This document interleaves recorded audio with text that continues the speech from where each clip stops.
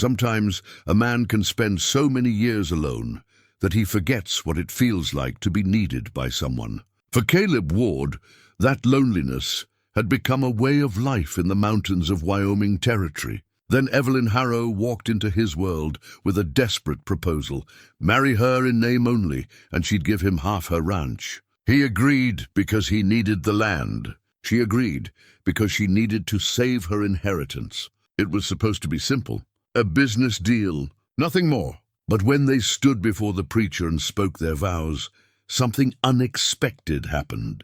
As the ceremony ended, Evelyn whispered words that shook him to his core. "This is real, Caleb. I mean it. What happens when a fake marriage becomes the most honest thing you've ever known?" Before we jump back in, tell us where you're tuning in from. And if this story touches you, make sure you're subscribed, because tomorrow I've saved something extra special for you. The high country of Wyoming Territory had a way of making a man feel both insignificant and eternal at the same time. Up where the pine trees thinned and the air turned sharp enough to sting your lungs, Caleb Ward had built himself a life that asked nothing of the world below. His cabin sat in a narrow valley, tucked against a granite cliff face that sheltered it from the worst of the winter winds. A creek ran past the door, cold and clear, fed by snowmelt that never quite stopped flowing even in the heart of summer. He'd built the place with his own hands 7 years ago, after he'd walked away from everything else. The logs were chinked tight with moss and clay. The roof was split cedar shakes he'd cut and shaped himself. Inside it was sparse, a bunk built into the wall, a table and single chair, a stone hearth that kept the worst of the cold at bay. His possessions fit into a single trunk: spare clothes, ammunition, a few tools, and at the very bottom, wrapped in oilcloth, a leather journal he rarely opened anymore. That journal held another life. Pages filled with a younger man's hand, entries about a wife named Sarah with auburn hair and a laugh that could warm a room. About a daughter named Margaret, who'd been 3 years old when he left for the war, who'd called him Papa and clung to his neck the day he rode away. The last entry was dated 1878, written in a shaking hand. "They're gone. House burned. I wasn't there. I wasn't there." He hadn't written in it since. Caleb was 42 now, though the mountains had weathered him in a way that made age hard to reckon. His hair was dark brown, shot through with grey, worn long enough to tie back when he worked. His beard was full and neatly kept. His hands were scarred from years of work, splitting wood, dressing game, handling traps in all weather. His eyes were the pale grey of winter sky, and they held the look of a man who'd seen things he'd rather forget. He hunted and trapped for his living, took pelts down to Red Willow twice a year to trade for supplies. Flour, coffee, salt, ammunition, the basics. He spoke to people only as much as necessary, conducted his business, and rode back up into the high country where the silence was clean and didn't ask him to explain himself. But a man runs out of salt eventually, runs out of coffee.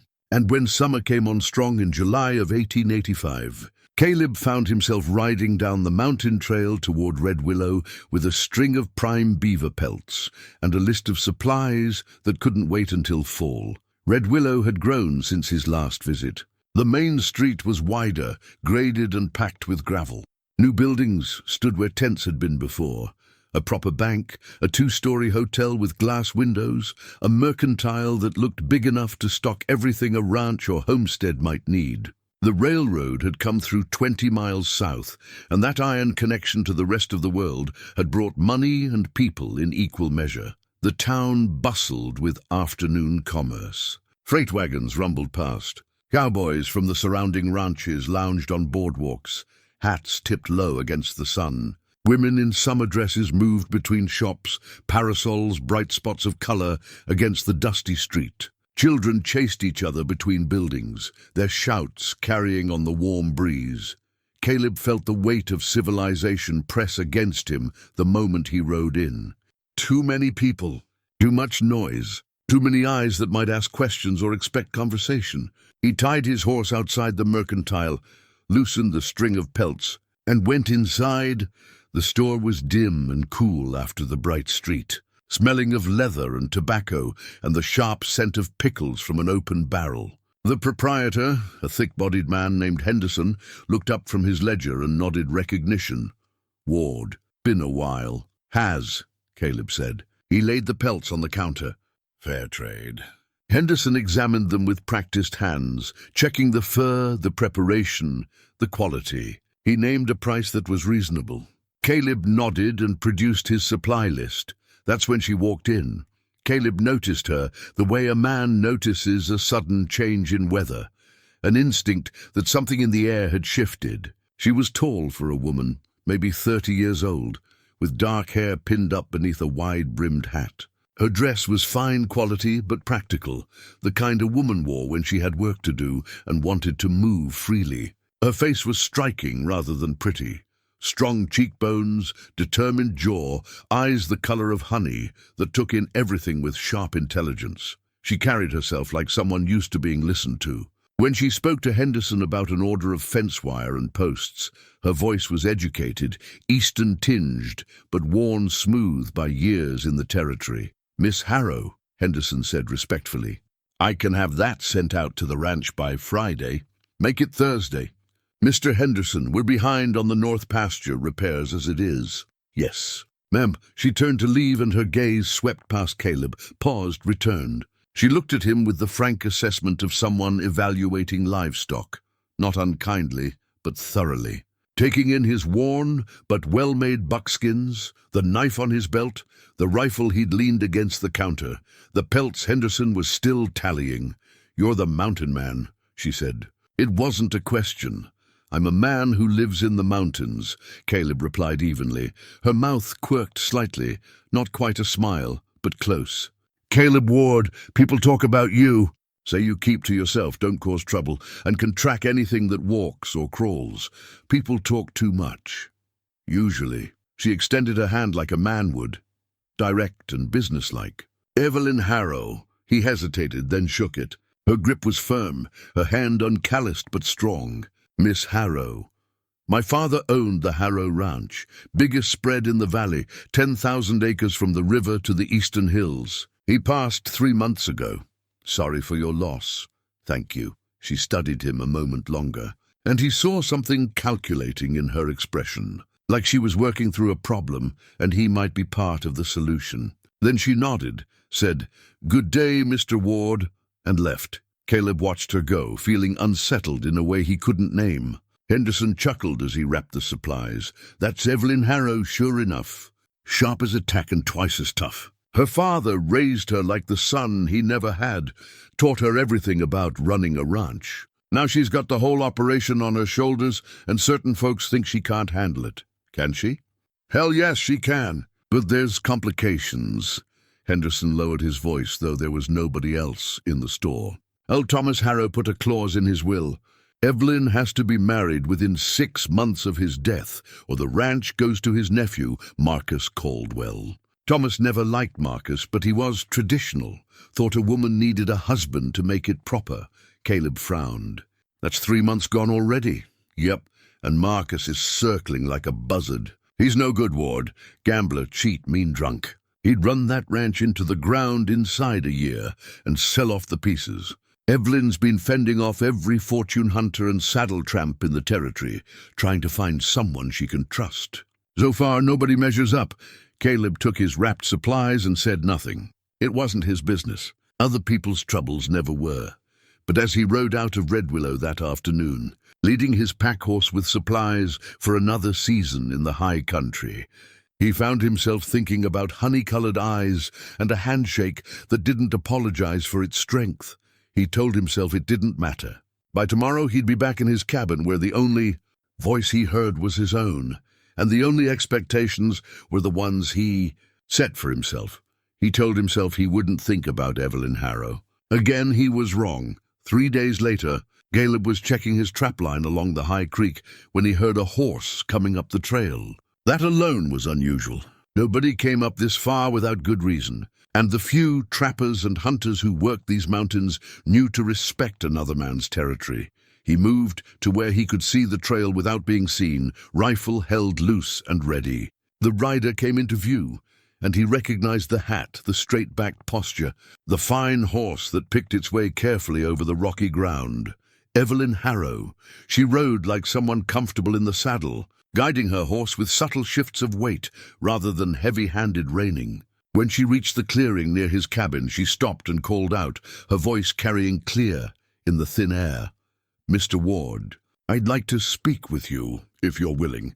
Caleb lowered the rifle and stepped into view. Her horse startled slightly at his sudden appearance, but she controlled it with ease. "You rode a long way for conversation," he said. "I rode a long way because I need something from you, and I'd rather ask you direct than dance around it." She dismounted, looped her reins around a pine branch, and turned to face him squarely. "May I come inside?" "This isn't a conversation I want to have where anyone might pass by." He hesitated, then nodded. His cabin wasn't much, and he wasn't used to visitors, but her directness appealed to him. She followed him inside, removed her hat and looked around the spare interior without judgment. "You live simply," she observed. "I live alone. Don't need much. That's what I'm counting on." She met his eyes. "Mr. Henderson told you about my situation, I assume?" "Some of it. Then you know I have 3 weeks left to marry, or I lose everything my father built. 10,000 acres. 300 head of cattle. 12 horses. Good water rights. Land that's been Harrow land for 30 years. Her voice was steady, but he heard the tension underneath. "I've had 17 proposals in the last 3 months. Every one of them was a man who saw a ranch and a woman as accessories to it. Men who'd push me aside the moment the ink dried on the marriage certificate. Why tell me this? Because I need someone who doesn't want the ranch for himself. Someone who won't try to control me or take over what's mine. Someone who will honor an agreement and then go back to his own life." She paused. "I need you, Mr. Ward." Caleb set his rifle against the wall, moved to the small stove, and poured coffee into 2 tin cups. He handed her one, took a long drink from his own, and said, "What exactly are you proposing?" "A marriage of convenience. You agree to marry me before the deadline. We sign legal documents beforehand, drafted by a lawyer, I trust, stating that you receive half the ranch in payment for this service. After 6 months, when my inheritance is secure, we quietly dissolve the marriage. You keep your half of the property. You can sell it back to me, keep it, do whatever you want with it. We go our separate ways. Why would I want half a ranch? Because land is freedom, Mr. Ward. You could stay in your mountains and know that you own them. You could build a herd, lease grazing rights, sell timber, or do nothing at all. You'd have legal title to 5,000 acres of prime Wyoming Territory. That's worth a few months of pretending to be my husband." He studied her face, looking for deception or desperation that might turn dangerous. Instead, he saw calculation, determination, and a kind of weary pride. She was asking for help, but she was offering fair payment. It was a business proposition, nothing more. "Your cousin," he said. "Henderson said he's trouble." "Marcus," her expression hardened. "He's worse than trouble. He's a snake who thinks he's entitled to everything our family built. He's been spreading lies about me in town, saying I'm not fit to manage the ranch, that I'm hysterical, that I need a man to make proper decisions. He's tried to intimidate my workers, interfere with my business dealings. If he gets the ranch, he'll destroy it out of spite and greed. He'll fight this marriage, and he will. But if the marriage is legal and consummated," she paused, color rising slightly in her cheeks, "which is to say, if we share a residence and present as man and wife to the community, there's nothing he can legally do. The will is clear. My father's lawyer has already confirmed it." Caleb moved to the window, looked out at the mountains that had been his refuge for 7 years. The isolation had been good to him. It had kept the memories at bay, kept him from having to explain or feel or connect with anything beyond the basic rhythms of survival. Going back down into the world even temporarily meant risking all that carefully constructed distance. But 5,000 acres, legal ownership of the land he loved, security he'd never had even before the war. "There are easier ways," he said quietly. "Men closer to your world who'd jump at this offer. Men closer to my world would see an opportunity to control me. They'd push the boundaries of our agreement, try to make it permanent on their terms. She gestured at the cabin, at him. You want nothing to do with society or civilization. You won't try to change me or claim more than we agree to. That's exactly what I need. He turned back to face her. When would this happen? As soon as possible. We'd need to be seen together in town first, let people get used to the idea. Then a quick ceremony, civil or church, whichever you prefer. You'd move into the ranch house. We'd maintain separate rooms, but present as a married couple in public. 6 months, Mr. Ward, that's all I'm asking. And your workers, they'll accept a stranger as co-owner? They'll accept whoever I say to accept. Most of them have been with us for years. They're loyal to the ranch, not to Marcus's schemes. She paused. I won't lie to you. This won't be easy. Marcus will make trouble. The town will gossip, and you'll have to leave these mountains, at least for a while. But in exchange, you'll own half of the best ranch land in the territory, free and clear. Caleb picked up the wrapped journal from his trunk, held it for a moment, then set it back down. Some part of him knew he should say no, knew that going down into the world again, letting someone else into his carefully guarded life, was asking for pain he'd spent years trying to avoid. But another part, the part that had once been a husband, a father, a man who belonged somewhere, that part stirred with something he hadn't felt in a long time. Not hope exactly, but possibility. I'd want the legal documents drawn up before any ceremony, he said. Relief flashed across her face. Of course. My lawyer is trustworthy, and I keep my cabin. This place stays mine, regardless of what happens with the ranch. Agreed. 6 months. Not a day longer unless we both agree otherwise. Agreed. She extended her hand again. Do we have a deal, Mr. Ward? He looked at her hand, calloused now from ranch work, held steady and sure. He thought about his empty cabin, his empty days, the weight of isolation that had seemed like safety, but had become a different kind of prison. He shook her hand. We have a deal, Miss Harrow. Evelyn, she said. If we're going to be married, you should probably call me Evelyn. Evelyn, he repeated. The name felt strange on his tongue, intimate in a way that made him uncomfortable.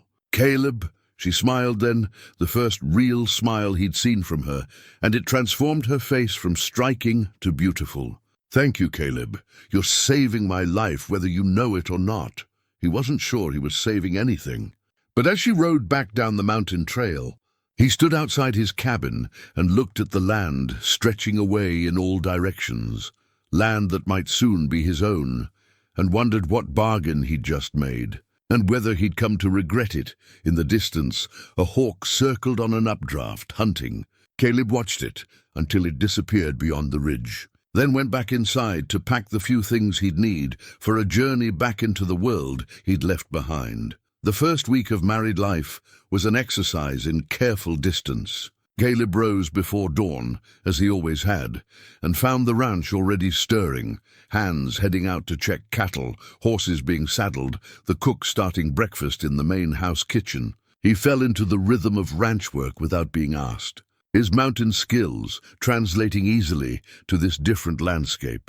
He could rope and ride competently enough, though not with the flash of the younger cowboys. What he brought was something else, an understanding of land and weather, an ability to track strays through difficult terrain, a calm competence that the hands grudgingly began to respect.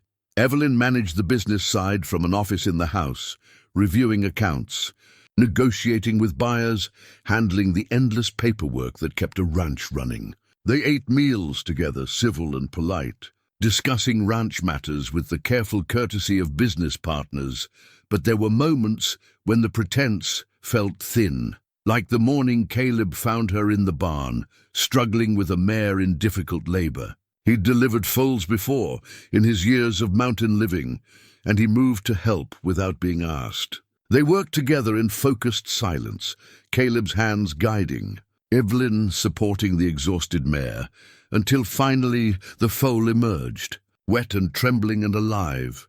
Evelyn laughed with relief and exhaustion, and without thinking hugged Caleb. He froze, unused to being touched, but she pulled back quickly, color rising in her cheeks. Sorry, I just thank you. I might have lost them both without you. You did fine. You knew what you were doing. So did you. She looked at him with new appreciation. Where did you learn to do that? Mountains. Sometimes you find animals that need help. You help them or you don't. Pretty simple. But it wasn't simple, not anymore.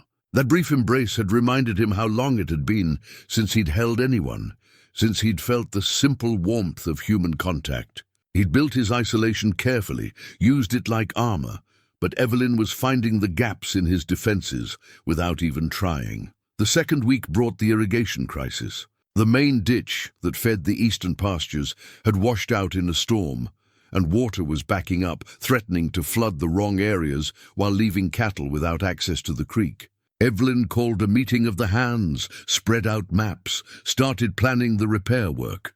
Caleb studied the maps, then rode out to look at the problem himself. He spent an afternoon walking the land, reading the terrain, the way he'd learned to read mountain watersheds. That evening, he came back with a different plan. You dig here, he said, pointing to the map. You're fighting the natural drainage. Storm washed it out because water wants to flow this direction. Build the ditch where the land wants to take it and it'll hold. The foreman, a weathered man named Jack Brennan, frowned.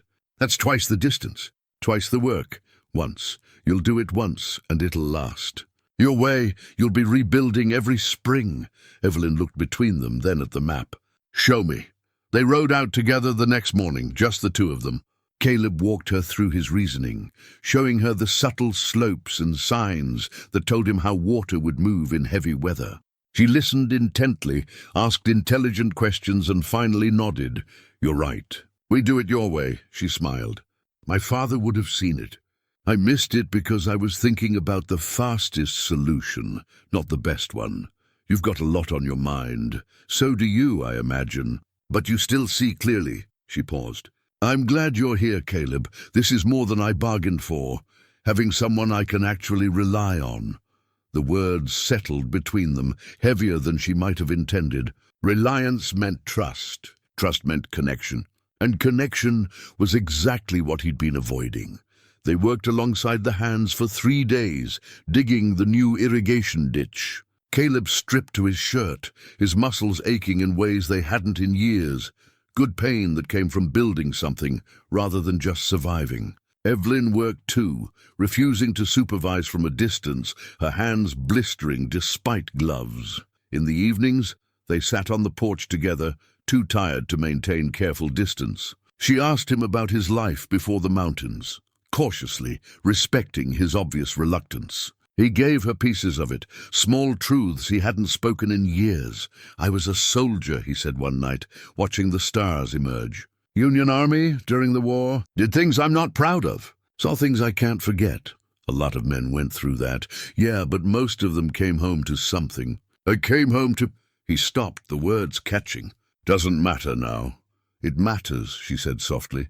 The past always matters, even when we wish it didn't. He looked at her, and in the dim porch light, he saw that she understood.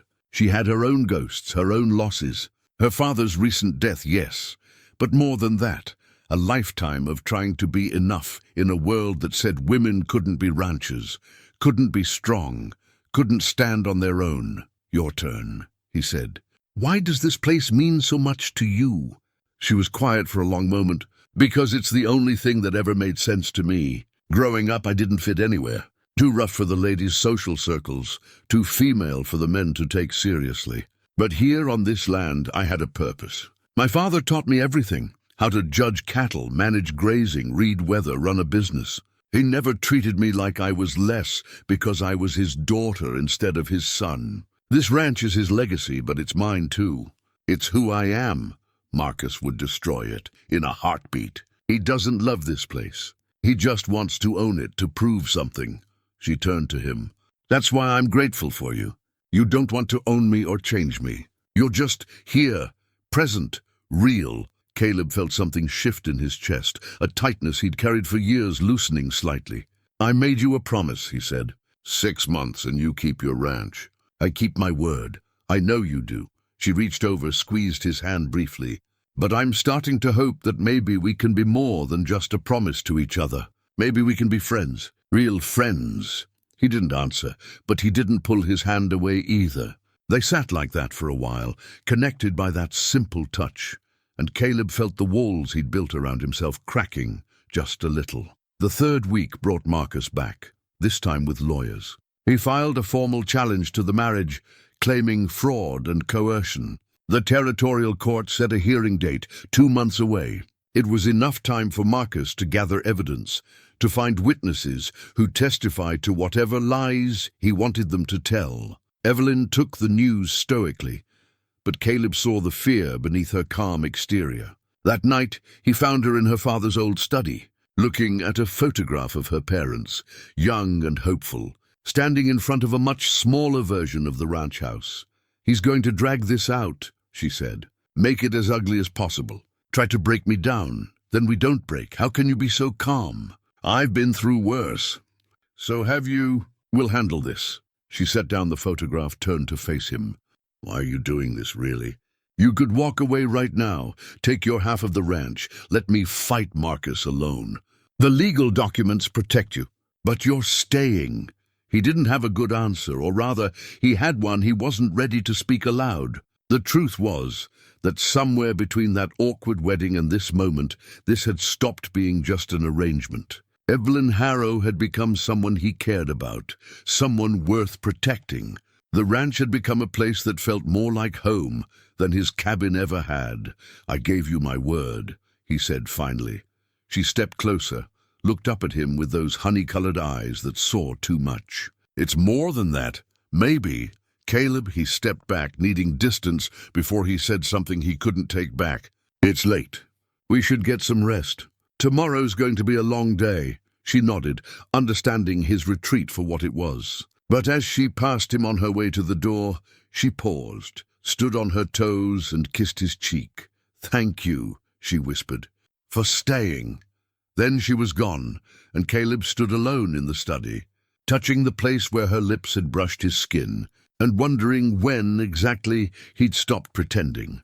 The fourth week brought a shift so subtle that Caleb almost missed it. The separate bedrooms continued, the careful boundaries remained, but something in their daily interactions changed. They talked more easily now, shared small jokes, moved around each other with the unconscious coordination of people who'd been together far longer than a month. Evelyn started leaving coffee for him in the morning, prepared exactly how he liked it, strong and black. He started checking on her late at night, making sure she'd actually stopped working and gone to bed. Small gestures, unremarkable in themselves, but they added up to something that felt dangerously like intimacy. One evening, as they reviewed the ranch accounts together, Evelyn pushed back from the desk with a frustrated sigh. "These numbers don't add up. We're spending more on feed than we should be, but I can't figure out where the discrepancy is." Caleb looked over her shoulder at the ledger. Standing this close, he could smell the faint scent of lavender in her hair, see the small frown lines between her eyebrows as she concentrated. He forced himself to focus on the numbers. "Here," he said, pointing. "Someone's recording deliveries that don't match the inventory. Either we're getting shorted or someone's stealing." Her face hardened. "I'll talk to Jack tomorrow. Let me handle it," Caleb said. Quietly, "Could be an honest mistake, could be something worse. Either way, better to know for sure before we make accusations." She looked up at him, and their faces were suddenly very close. He saw her breath catch, saw awareness flicker in her eyes. For a moment, the space between them felt charged with possibility. Then she cleared her throat, stepped back. "All right, be careful, though. If someone is stealing, they might not take kindly to being caught. I'm always careful." But he wasn't being careful, not really. Careful would be maintaining distance. Careful would be remembering this was temporary. Instead, he was letting her in, piece by piece, sharing parts of himself he'd buried years ago. Like the afternoon, she found him working on something in the barn, a wooden box. Half-finished, the wood smooth under his skilled hands. He'd been carving during the quiet hours, unable to sleep, needing something to do with the restless energy that had been building in him. "That's beautiful work," she said, watching him. "What is it for?" He'd intended it for her, though he hadn't admitted that to himself until she asked. A place for her mother's belongings, the small treasures she kept in a worn cloth bag. But saying that felt too intimate, too revealing. "Just keeping my hands busy," he said. She smiled like she didn't quite believe him, but she didn't push. She just sat down on a hay bale and watched him work, and somehow her presence felt right. Like she belonged in this quiet moment with him. They talked about small things, the weather turning, plans for the fall roundup, whether they should invest in new breeding stock. But beneath the practical conversation, something else flowed. An understanding, a comfort with silence, a connection that didn't need constant words. When he finished the box, edges smooth, corners tight, a simple flower pattern carved into the lid, he left it on her desk without explanation. The next morning he found it in her room, her mother's ring and pressed flowers arranged carefully inside, and a note in her precise handwriting. "Thank you. It's perfect." That same week the nightmares returned. Caleb woke in darkness, gasping, the smell of smoke and burning flesh so real he could taste it. He sat up, trying to orient himself, remembering where he was. Not a battlefield, not his cabin. The ranch. Evelyn's ranch. Their ranch. A soft knock on his door. "Caleb, are you all right?" "I heard. I'm fine," he said, but his voice came out rough, shaken. The door opened anyway. Evelyn stood there in her nightdress and a shawl, a candle in her hand. In the flickering light, she looked young and concerned and far too close to something he couldn't let himself want. "You're not fine," she said gently. "You're shaking. Just a dream. Go back to bed." Instead she came in, set the candle on the nightstand and sat on the edge of his bed. "Tell me, it's nothing. It's not nothing if it has you looking like you've seen ghosts." She paused. "Is it the war?" He was quiet for a long time. Then the words came, spilling out like poison he'd been holding in. The fire, his wife and daughter, coming home to ash and bones and the knowledge that he hadn't been there, hadn't protected them, hadn't been the husband and father they deserved. "I was off fighting someone else's war," he said, his voice raw, "while they burned. I saved strangers and lost the only people who mattered." Evelyn took his hand, held it between both of hers. "That wasn't your fault. I should have been there. You were serving your country, doing what you thought was right. You can't carry that guilt forever, Caleb. It'll destroy you. Maybe I deserve to be destroyed." "No," she said firmly. "You deserve to live, to be happy, to let yourself care about something again." She paused, her voice softening. "To let yourself care about someone again." He looked at her then, really looked at her, and saw that she wasn't just talking about abstract healing. She was talking about them, about this thing growing between them that neither of them had intended. "Evelyn, I know," she said quickly. "I know this wasn't part of the arrangement. But Caleb, these past weeks, they've meant something to me." "You mean something to me?" His heart hammered against his ribs. "This was supposed to be temporary." "I know. And if that's still what you want, I'll honor it. But I had to tell you the truth." She squeezed his hand. "I'm falling in love with you." The words hung in the air between them, terrifying and exhilarating and impossible to take back. Caleb felt the last of his walls crumbling, felt 7 years of isolation and grief finally breaking apart. "I can't," he started, but the words died in his throat because they were a lie. He could, he was. He'd been falling for weeks and hadn't wanted to admit it. "You don't have to say anything now," Evelyn said. "I just needed you to know." Needed to be honest. She stood, moved toward the door. "Try to get some rest." "Evelyn." She turned back, hopeful and vulnerable in the candlelight. "I'm scared," he admitted, "of losing someone again. Of failing again." "So am I," she said softly. "But I'm more scared of never taking the chance." She left then, taking the candle but leaving something else behind. The possibility of something real, something that went far beyond their careful arrangement. Caleb lay back down, staring at the ceiling, his heart still racing. The gold ring on his finger caught the moonlight from the window, and he thought about vows and promises and the difference between them. He'd promised her 6 months, but his heart was making a different vow entirely. The morning after Evelyn's confession, Caleb found her in the kitchen, fixing breakfast with determined normalcy. They moved around each other carefully, the weight of unspoken feelings, making everything slightly awkward. "About last night," he started. "We don't have to talk about it," she said quickly. "I meant what I said, but I don't want to make you uncomfortable." You didn't. He took a breath. I'm just not good at this. At feelings. At being close to someone. She turned to face him, her expression gentle. I know, and I'm not asking you to be something you're not. I just wanted you to know where I stood. Before he could respond, Jack Brennan came running into the house, breathless and urgent. Mrs. Ward, Mr. Ward, you need to come quick. Marcus is here with the sheriff and some fancy lawyer. They're saying something about fraud and stolen documents. They rushed outside to find Marcus standing in the ranch yard with Sheriff Tom Morrison and a thin man in an expensive suit carrying a leather satchel. Several of Marcus's hired men lounged nearby, hands near their guns. Sheriff, Evelyn said coolly, what's this about? Sheriff Morrison looked uncomfortable. He was a decent man, caught between the law and local politics. I'm sorry, Evelyn. Mr. Caldwell has presented some evidence that suggests, that there may have been some irregularities in your marriage. Irregularities, Caleb said. We were married legally in front of witnesses. Yes, but the sheriff gestured to the lawyer, who stepped forward with oily confidence. My name is Silas Crawford, representing Mr. Marcus Caldwell. We have affidavits from 3 citizens of Red Willow stating that Mrs. Ward, then Miss Harrow, publicly declared her intention to enter into a fraudulent marriage solely to circumvent the terms of her father's will.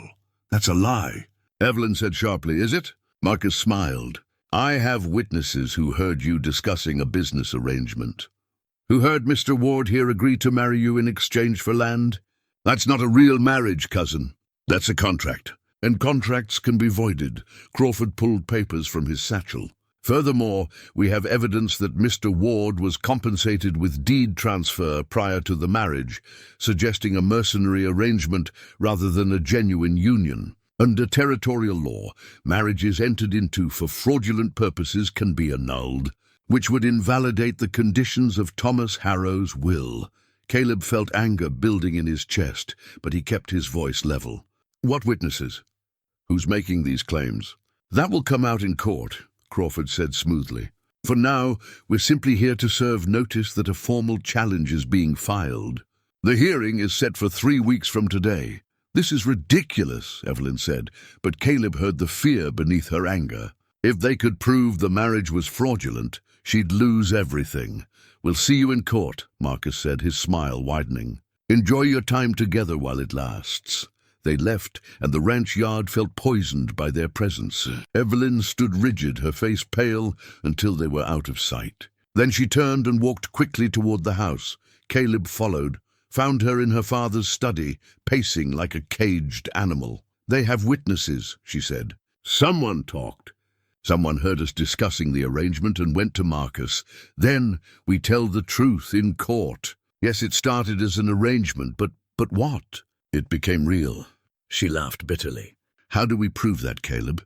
How do we prove feelings? They have legal documents showing you were deeded land before the marriage. They have witnesses who will testify we barely knew each other.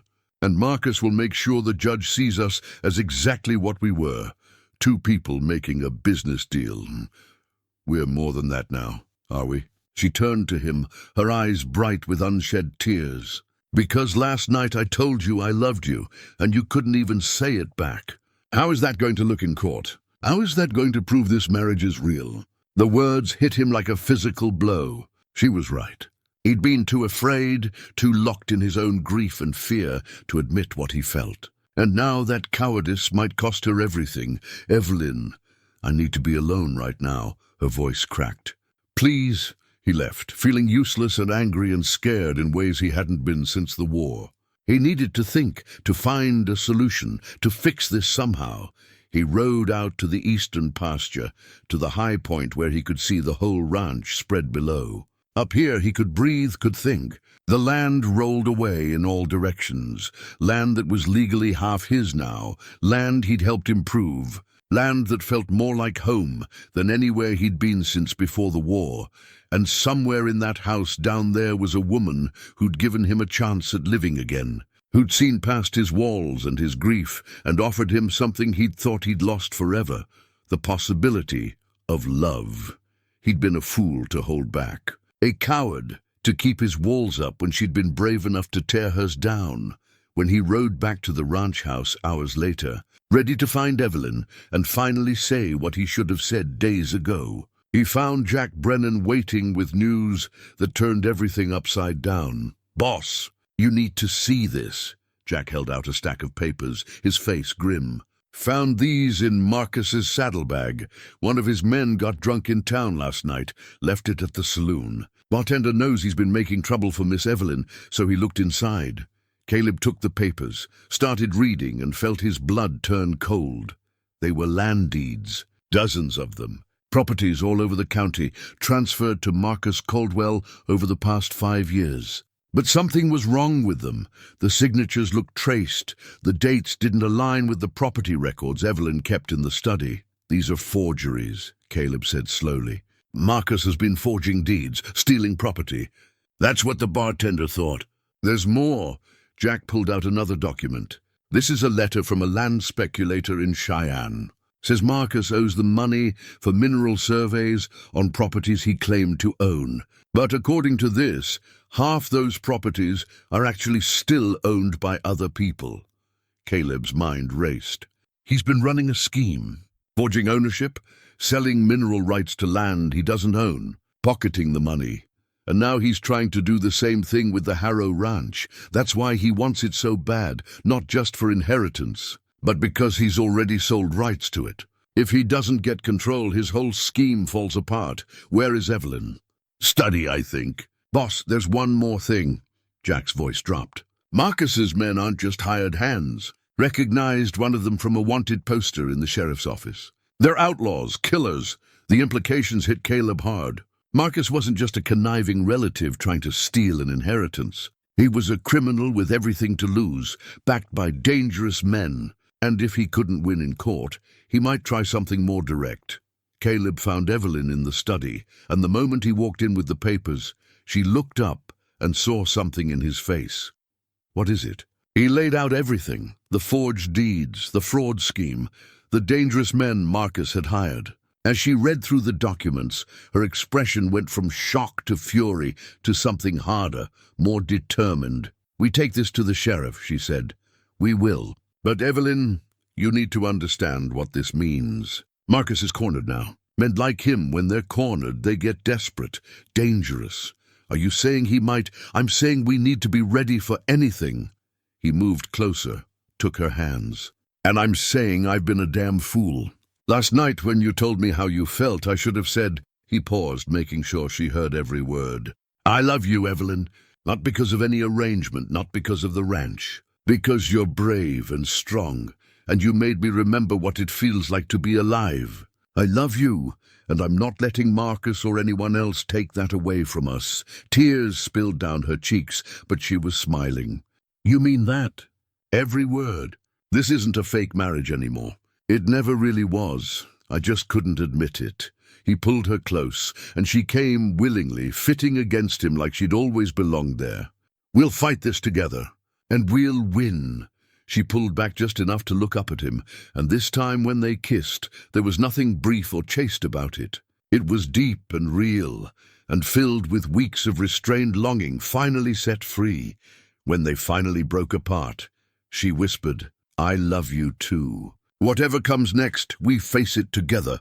"Together," he agreed. But as they held each other in the quiet study, neither of them saw the figure watching from the shadows outside, or heard the horse that rode away into the darkness carrying news back to Marcus Caldwell that his scheme had been discovered. They rode into Red Willow at first light, the forged documents secured in Caleb's saddlebag. Evelyn had wanted to go immediately the night before, but Caleb had insisted they wait for morning, for visibility and witnesses. What they were about to do would put Marcus in a corner, and cornered animals were most dangerous in the dark. Sheriff Morrison was in his office, drinking coffee and looking over reports. When Caleb and Evelyn walked in and laid the documents on his desk, his face went pale. "Where did you get these?" "Does it matter?" Evelyn asked. "Look at them, Sheriff. Those are forged deeds. Marcus has been stealing property all over the county.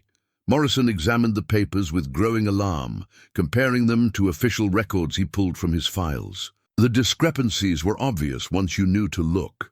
Signatures that didn't quite match, dates that conflicted with known sales, properties that had supposedly changed hands without any record of payment. Morrison ran a hand over his face. This is a criminal conspiracy. If this is real, Marcus Caldwell has been defrauding people for years. It's real, Caleb said. And there's more. The men he's hired aren't ranch hands. They're wanted men. One of them matches a poster you've got right there on your wall. Morrison looked at the wanted posters, then at the documents, then at Caleb and Evelyn. I'll need to verify all of this. Talk to the land office, check signatures against known samples. It could take days. We don't have days, Evelyn said urgently. Marcus knows by now that we've found his papers. He's going to run or come after you, Caleb finished grimly. Either way, he's not going to sit quiet. I'll send deputies to bring him in for questioning, Morrison said, but he looked worried.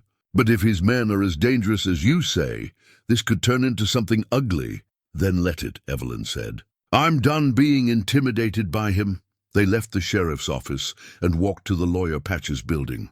Cornelius Patch listened to their story with his characteristic precision, examined the forged documents, and nodded slowly. This changes everything. If Marcus is facing criminal charges, his challenge to your marriage becomes irrelevant. A convicted felon can't inherit property through a will. The judge will dismiss his case immediately, but only if the sheriff can prove the forgeries. Evelyn said, and only if Marcus doesn't disappear first. Caleb added.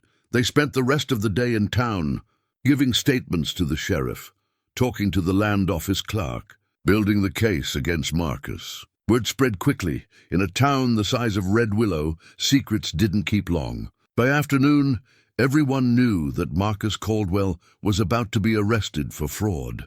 But when Sheriff Morrison rode out to Marcus's boarding house with 2 deputies, they found it empty. Marcus and his hired guns had cleared out, leaving nothing behind but an unmade bed and a note pinned to the pillow. This isn't over. Caleb and Evelyn rode back to the ranch as the sun was setting, both of them silent and tense. The victory they'd hoped for had turned into a new kind of threat. Marcus was out there somewhere, angry and desperate, with dangerous men at his side. He'll come for us, Evelyn said quietly. For the ranch. I know. Caleb had been a soldier long enough to recognize the shape of an approaching fight. We need to prepare. When they reached the ranch, Caleb called a meeting of all the hands. 15 men gathered in the barn, some young, some old, all of them loyal to the Harrow name and to Evelyn. Caleb laid out the situation plainly. Marcus Caldwell is a criminal, and he's running from the law. But he's not the kind of man who'll run far, not while there's something here he wants. I think he'll try to take this ranch by force, and I think he'll do it soon. Anyone who wants to leave, no hard feelings. This isn't your fight. The men exchanged glances. Then Jack Brennan stepped forward, his weathered face set in determined lines. Begging your pardon, Mr. Ward, but it is our fight. This ranch is our home too. Miss Evelyn, Mrs. Ward, she's been good to us. Gave us work when other places turned us away.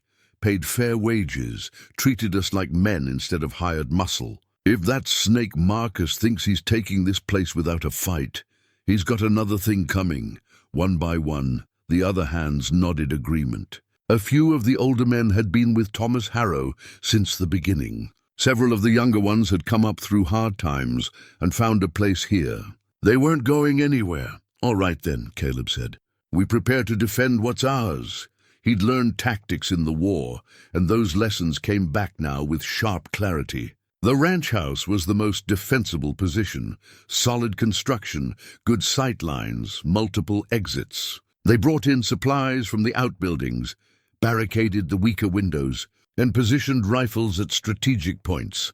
Caleb split the men into watches, some to patrol the perimeter, others to rest and be ready for rapid response. He sent the cook and a couple of the older hands to take the horses and valuable equipment to a neighbor's ranch, out of the line of fire. If Marcus came with torches, they'd at least save the livestock. Evelyn worked alongside the men, loading rifles, organizing ammunition, preparing medical supplies in case someone got hurt. She'd been raised on this ranch, knew how to shoot, how to ride, how to handle herself in a crisis. But Caleb saw the fear in her eyes, carefully hidden beneath determination. That night, after the preparations were made and the watches set, they stood together on the darkened porch. No lights showing, that was one of Caleb's rules. "Don't give shooters an easy target. You should go to town," Caleb said quietly. "Stay with someone safe until this is over." "No, Evelyn, no," she repeated firmly. "This is my ranch, my fight. I'm not running from Marcus Caldwell. If something happens to you," she turned to him, her face barely visible in the starlight, "then it happens to both of us.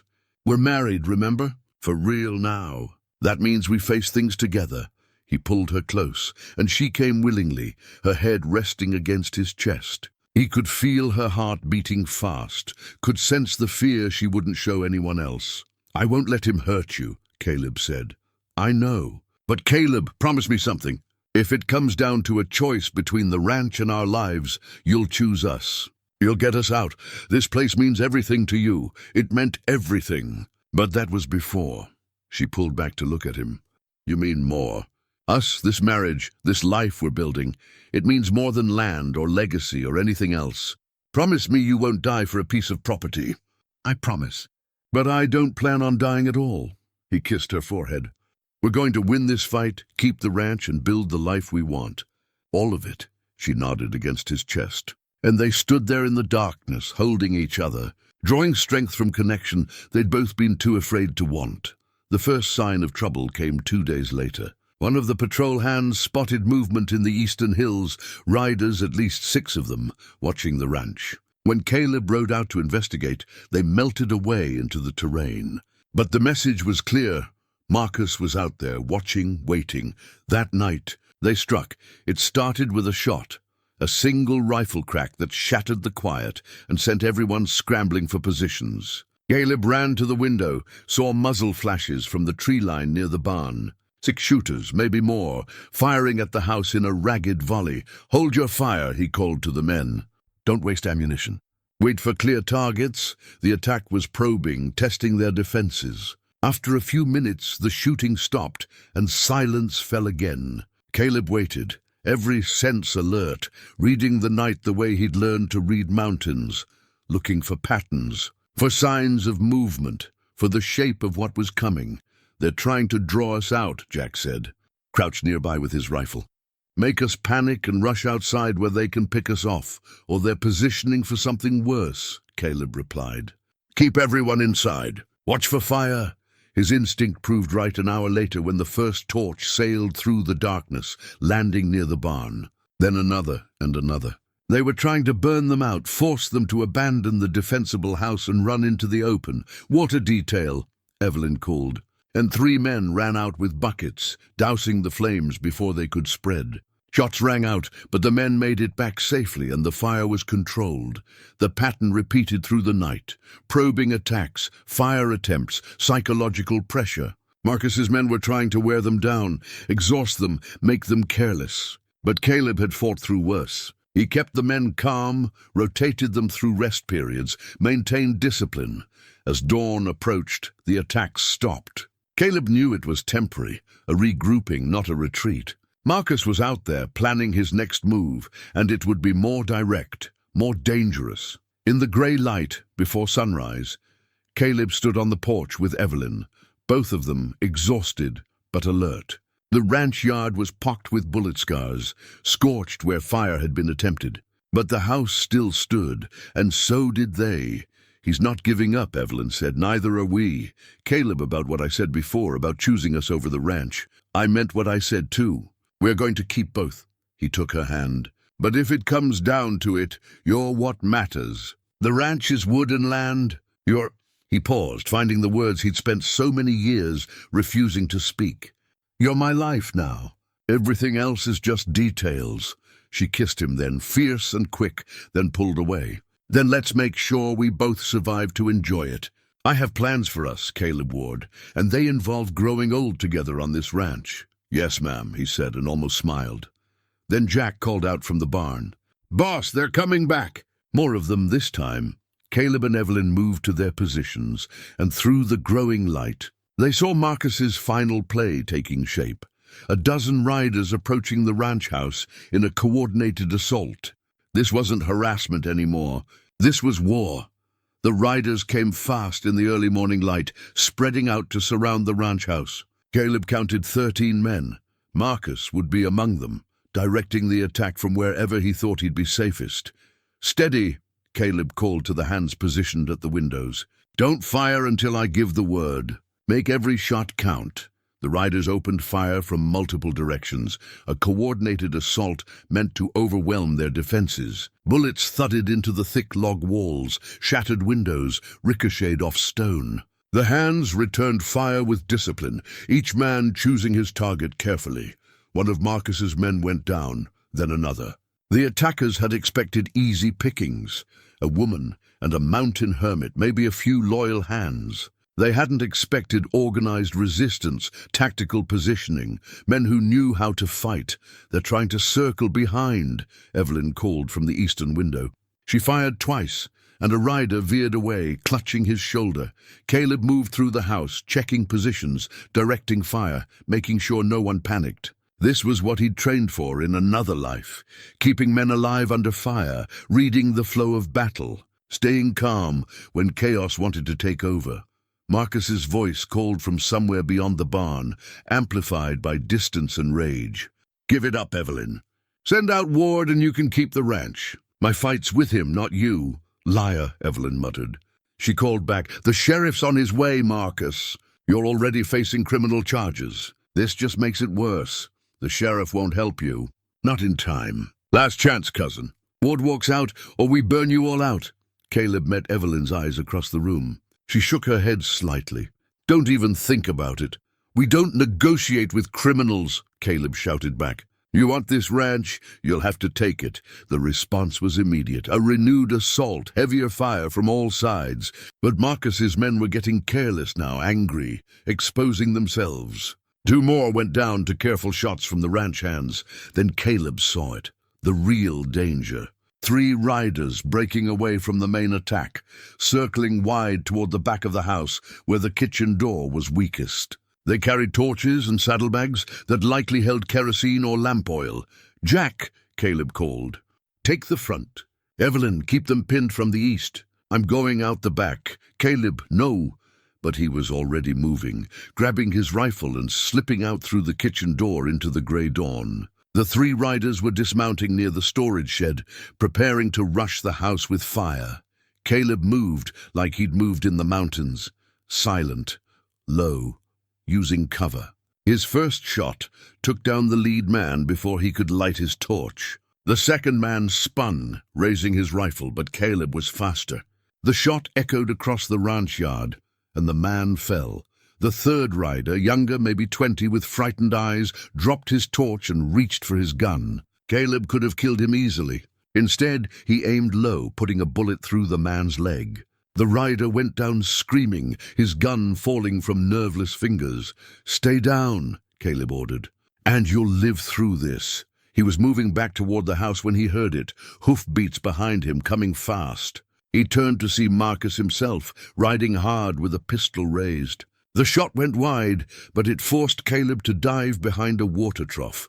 Marcus pulled up his horse, circled to keep the trough between them. In the growing light, Caleb could see his face clearly for the first time, twisted with rage and desperation. The face of a man who'd lost everything and wanted someone to pay for it. "You ruined everything," Marcus snarled. "Everything I built, every plan I made. For what? Some woman you barely know? A ranch that means nothing to you?" "She means everything to me," Caleb said calmly, checking his rifle's load. "And this ranch is her life. That makes it worth fighting for, worth dying for, if it comes to that." Marcus laughed, harsh and bitter. "Noble, stupid but noble. You think you're going to win this? You think the sheriff's going to save you? I've got enough money hidden to start over somewhere else. But first, I'm going to take everything from her, the way you took everything from me." He raised his pistol, aiming for Caleb's position, but the shot came from the house instead. Marcus jerked in his saddle, blood blooming on his shoulder. He turned to see Evelyn in the kitchen doorway, rifle smoking. "Nobody threatens my husband," she said coldly.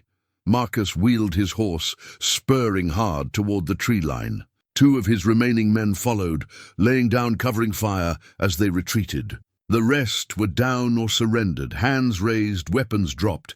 The battle was over almost as suddenly as it had begun. Dawn broke fully over the ranch yard, revealing the cost: bullet-scarred walls, small fires that needed dousing, wounded men on both sides needing attention, but the house still stood. The defenders were bloodied but alive, and Marcus Caldwell was running for his life with a bullet in his shoulder and the law on his trail. Caleb ran to Evelyn, checking her over with urgent hands. "Are you hurt?" "I'm fine. You?" "Fine." He pulled her close briefly, then released her. "We need to secure the prisoners, tend the wounded, and send someone to find the sheriff." Jack was already organizing. Two of the ranch hands had minor wounds, grazes and cuts, nothing life-threatening. Three of Marcus's men were more seriously hurt, and one was dead. The prisoners who could walk were herded into the barn and watched carefully. The young rider Caleb had shot in the leg was crying, holding his wound and calling for his mother. He couldn't have been more than 18, probably hired with promises of easy money and not told he'd be attacking a fortified position. Evelyn knelt beside him, her anger softening to something like pity. "What's your name, son?" Tom Brackett. "Please, I didn't want to hurt anybody. I just needed the money." "You picked the wrong way to earn it." She looked at Caleb. "Get the medical supplies. I'll bind his leg until the doctor can get here." While Evelyn tended the wounded, Caleb walked the perimeter with Jack, assessing damage and looking for any sign that Marcus might return. But the tracks led away to the east, toward the territorial border. Marcus was running, and with his shoulder wound and the evidence stacked against him, he wouldn't be coming back. Sheriff Morrison arrived an hour later with 4 deputies riding hard. He took one look at the ranch yard, the scattered weapons, the wounded men, the bullet-pocked walls, and let out a low whistle. "Looks like a war zone." "Felt like one," Caleb said. He gave the sheriff a concise report: the attack, the defense, Marcus's retreat. The sheriff's men began gathering evidence, taking statements from the prisoners. Tom Brackett talked freely, eager to trade information for leniency. He told them about Marcus's plan to burn the ranch and kill anyone who resisted, about the money Marcus had promised them from selling the Harrow land, about the forged deeds and the desperate scramble when those documents were discovered missing. Marcus said it was supposed to be easy. Tom said miserably. Said we'd scare them off, take the ranch, be in and out before anyone knew. He didn't say nothing about fighting or people getting killed. Where was Marcus headed? Morrison asked. "He's got a cabin up near the territorial line. Said he'd hole up there, wait for things to settle, then head west to California with whatever money he could grab." Morrison nodded grimly. "I'll wire the marshal service. They'll pick him up before he reaches the border." He turned to Caleb and Evelyn. "You two did well. Most people would have run or surrendered. You stood your ground. We protected what's ours," Evelyn said simply. The day passed in a blur of activity. The doctor arrived from town, tended the wounded, and pronounced that everyone would survive, though a couple of Marcus's men would be spending time in the territorial prison hospital. The undertaker came for the dead man. The sheriff and his deputies carted the prisoners back to town to await trial. By evening, the ranch was quiet again. The hands who'd fought so bravely were settled in the bunkhouse, exhausted but proud. Repairs would begin tomorrow, windows to replace, walls to patch, fences to mend. But the crisis had passed. Caleb and Evelyn stood on the porch as the sun set, watching the last of the law enforcement riders disappear down the road toward Red Willow. They were alone finally, the weight of the past days settling over them. "Is it really over?" Evelyn asked quietly. "Marcus is finished. Even if he gets away, he's got nothing left. No money, no reputation, no claim to this ranch. The forgeries will send him to prison for years. And everyone knows now that our marriage is real. We fought for it, bled for it. No judge will question it." She leaned against him, and he wrapped his arm around her shoulders. "We could have died today, but we didn't, because of you. Your planning, your leadership, your... She paused. When did you become so certain about all this? About us. He thought about it. About the moment when everything had shifted. Maybe when you kissed my cheek that first night. Or when you worked beside me digging that irrigation ditch. Or when you told me you loved me, and I realized I'd been in love with you for weeks, but was too scared to admit it. He turned to face her. Maybe it was all of those moments adding up to something I couldn't deny anymore. I was so scared today, she admitted. Scared of losing you, losing this place, losing the life we're building. I kept thinking about how we started. A business arrangement. Two people who didn't trust anyone. And now we're partners. Husband and wife, for real. Two people who chose each other and fought for that choice. She rose on her toes and kissed him, deep and lingering, a kiss that held all the fear and relief and love of the past days. When they pulled apart, both were smiling. So what do we do now? She asked. Now? Caleb looked out at the ranch, at the land that was theirs, earned and defended. Now we live. We rebuild what got damaged, we work this ranch, we make the life we want. We get to be happy, Evelyn. We've earned it. Yes, she said softly. We have. They went inside together, and for the first time since they'd married, Caleb didn't go to his separate room. They climbed the stairs together, hands linked, and when Evelyn opened her door and looked at him with a question in her eyes, he answered by following her inside.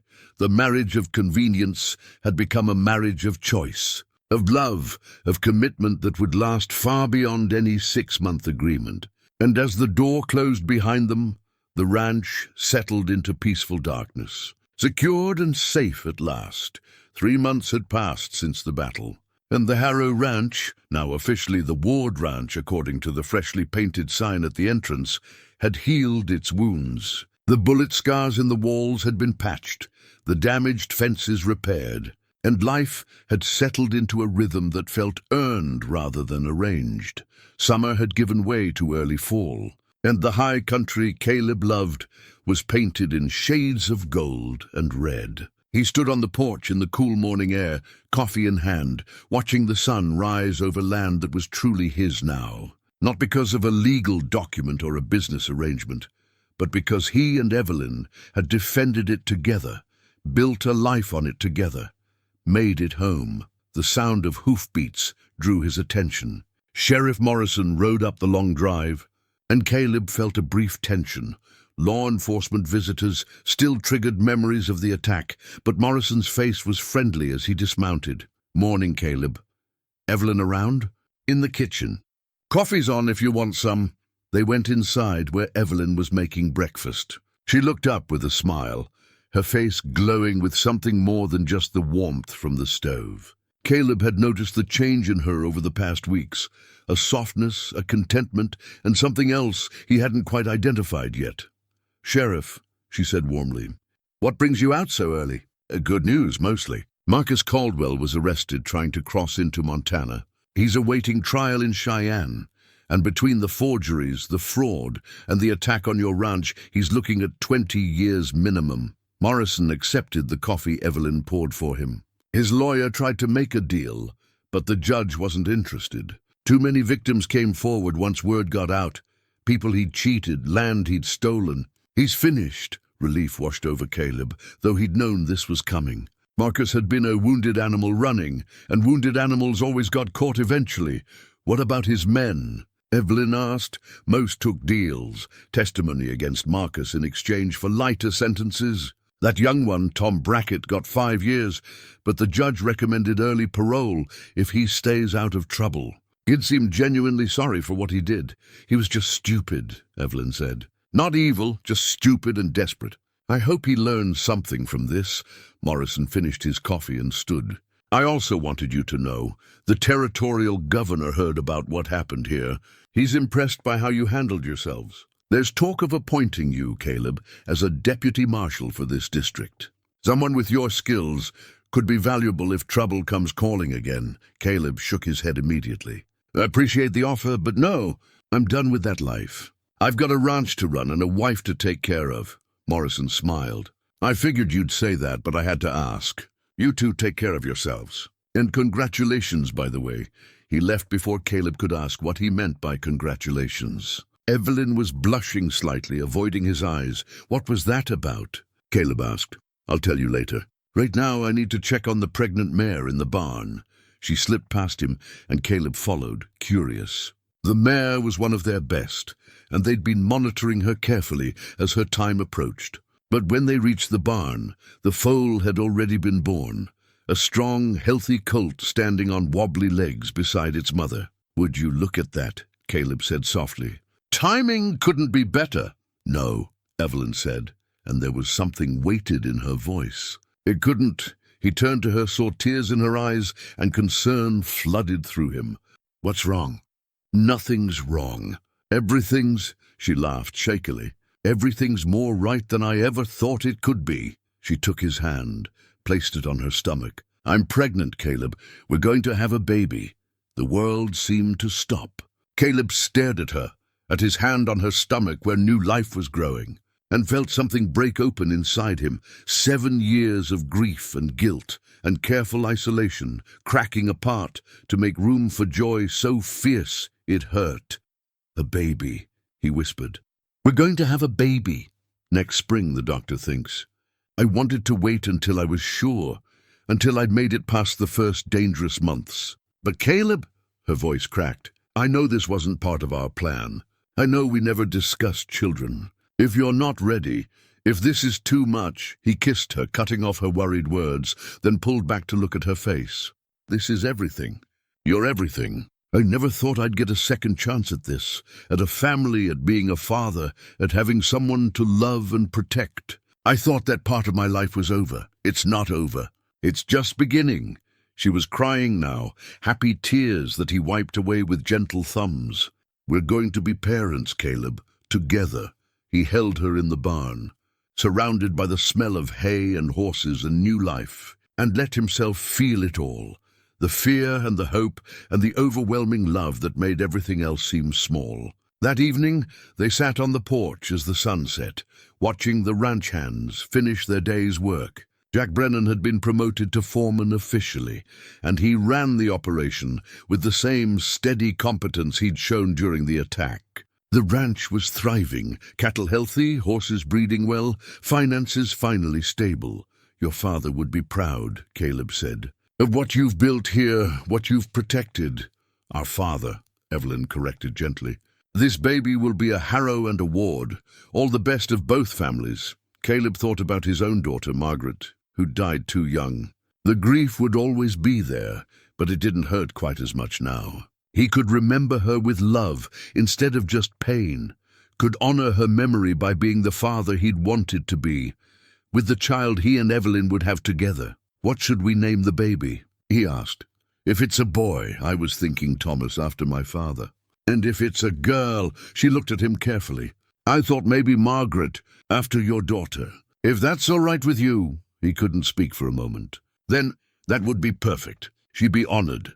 They sat in comfortable silence as the stars emerged, the same stars Caleb had watched alone for so many years. But he wasn't alone anymore.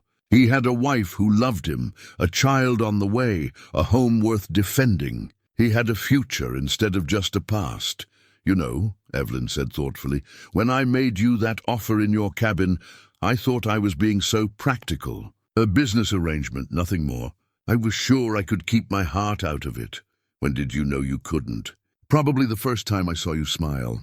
Really smile, not just that polite thing you did for strangers. It was when we were digging the irrigation ditch, and you just said something sarcastic about my planning, and I laughed, and you smiled like you'd surprised yourself. She looked at him. When did you know? The wedding, he admitted. When you whispered that it was real. Part of me wanted to run, but another part, the part I'd been ignoring for years, that part wanted to stay more than anything.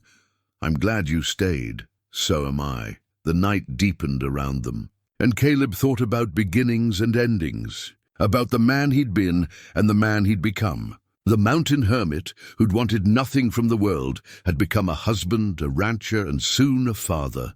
The woman who'd needed a marriage of convenience had become the love of his life. Sometimes the best things started as lies that became truth. Sometimes a desperate bargain turned into the most honest thing you'd ever known. And sometimes, if you were lucky enough and brave enough, a fake wedding could become the most real marriage two people ever built. Caleb reached over and took Evelyn's hand, feeling the gold ring on her finger. The one he'd placed there in a church ceremony he'd thought meant nothing. It meant everything now. She squeezed back and they sat together under the stars, watching over the land they'd fought for and the future they'd earned. Two people who'd found each other when they'd both stopped looking. The ranch was quiet, peaceful, secure. And in the spring, new life would come. A child who'd never know loneliness, who'd grow up surrounded by love and land and the legacy of two families, joined by a marriage that was always meant to be real, even when they'd called it fake. Caleb Ward had spent 7 years in the mountains, hiding from life. But life had found him anyway, in the form of a desperate woman with an impossible offer. And he'd made the best decision of his existence when he'd said yes to a marriage that was supposed to mean nothing and ended up meaning everything.